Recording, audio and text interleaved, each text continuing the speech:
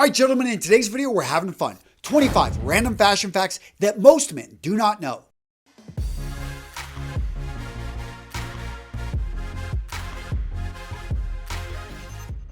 So in today's video, we're going to play a game. As I go through the 25 facts, I want to hear from you down in the comments which ones you disagree with. I don't agree with all of these. We went out, we did the research, but some of these I think can be disputed. If you can guess the right ones down in the comments, I've got some cool gifts I'm going to be giving away. What are those? Find out, guys. I'm going to reveal that in today's video. Fashion fact number 1, buttons were invented 3,500 years before buttonholes. So what did they do without buttonholes and they had buttons? Guys, they used loops to fasten items. The next random fashion fact, on men's clothing, what we'll find, buttons are on the right side. On women's clothing, buttons are going to be on the left side. Now, some people think this is because men needed to be able to reach over and pull out a weapon. It's actually because women were getting dressed by servants. Hence, they had the buttons on the opposite side. Now, this next fashion fact explains why on jackets, why on vests, we don't button the bottom button. It goes back to King Edward VII. He was so large that he could not button the bottom button on his vests or his jackets. So this was picked up by others as, okay, I see what the king here is doing. Let's go ahead and imitate this. It became a fashion trend. Now that fashion trend has continued to live on, and we see in modern jackets and modern vests that they are designed actually not to button that bottom button. And that leads me to the next fashion fact. Buttons that are designed never to be buttoned are called idle buttons. And why do we have buttons on our sleeves? Well, apparently Frederick the Great of Prussia thought it would be a good idea to put buttons here to prevent his soldiers from wiping their noses on their uniform. Now, another interesting fact is, why do they call these surgeon cuffs? Whenever you've got buttons that can unbutton. And it simply is that surgeons on the battlefield would be able to roll their cuffs and do surgery and not get their jackets dirty. Yes, surgeons on the battlefield used to wear jackets. Now, if you're a student of history, you may have read that the Puritan founding fathers thought buttons were sinful. Go back a couple hundred years, buttons were a sign of wealth. They were oftentimes made from precious stones, from jewelry, but the Puritans viewed this as just simply being over the top, and it wasn't in what they considered a plain type of dress. All right, gentlemen, so this next fashion fact is based off research, and that is, if you wear a watch, you're less likely to be late because you're more conscientious of time. You're basically more aware of what's going on around you. And guys, if you're looking to buy a watch, I want you to check out Vincero, the paid sponsor of today's video. I am linking to him down in the description of this video with the best discount code you're going to find out there. Gentlemen, I've been working with Vincero now for over 2 years because I love what they're doing. They're bringing great looking watches. When you wear this, you're going to get complimented, and they bring it to you at an affordable price. Vincero makes bold designs for guys looking to set themselves apart. I want you to go over to their website and look at the different collections. Look at their Chrono collection.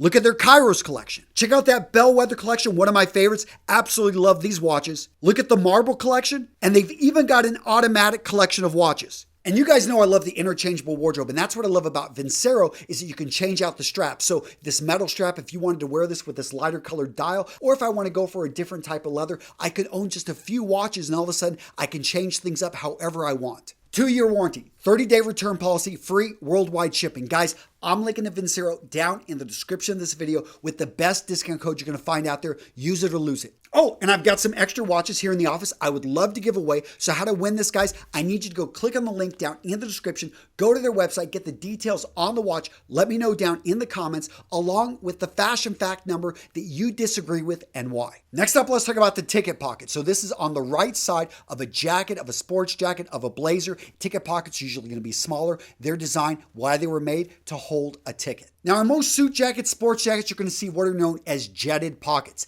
and these actually go into the material. But occasionally you will see what's known as a patch pocket. A patch pocket is a pocket that is sewn right on top of the material, hence called a patch. Now, the vast majority of pockets on a jacket going horizontally are going to be straight. Occasionally, though, going towards the outside, you will see them start to slant down. These are called hacking pockets. The reason for a hacking pocket, so if you're riding a horse, it was easier to put your hands in the pocket and pull something out.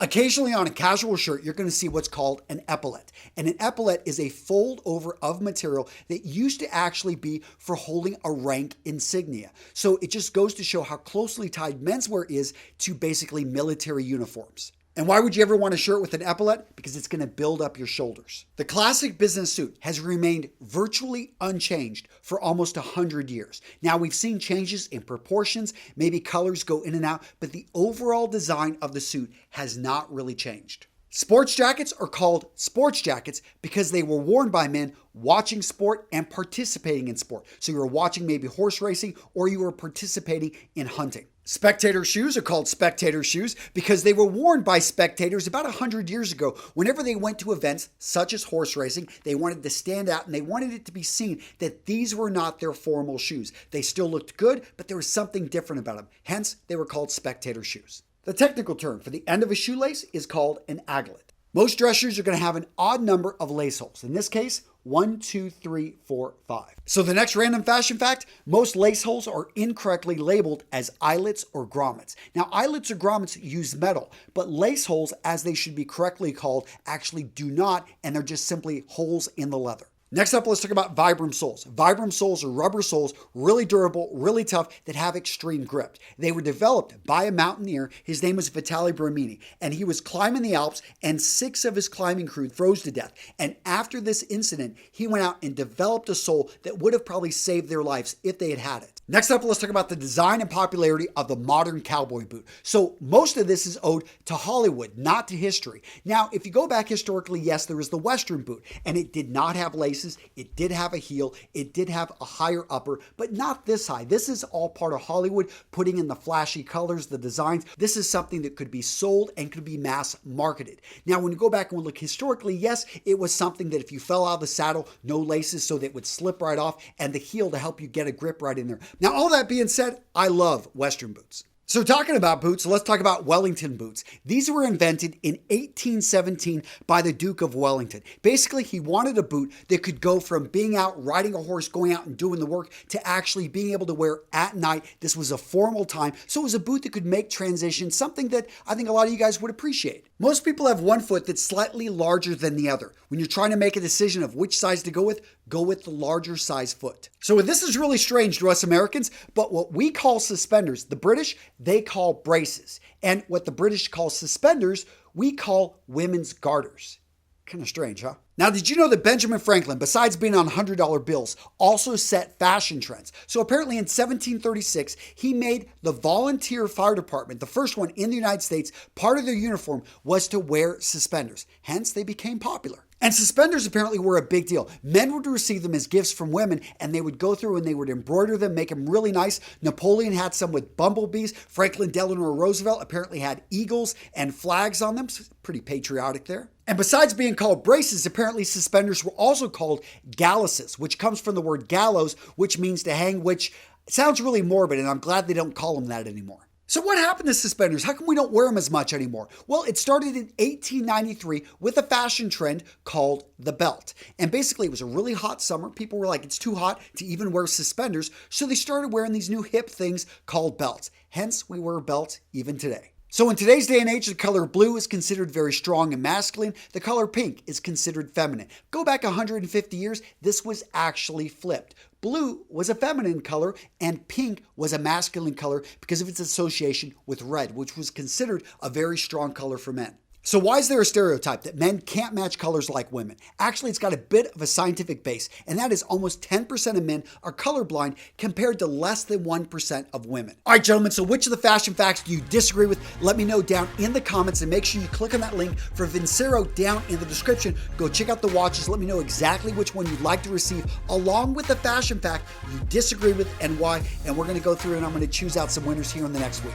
All right, gentlemen, that's it. Take care. I will see you in the next video. And that's a fact.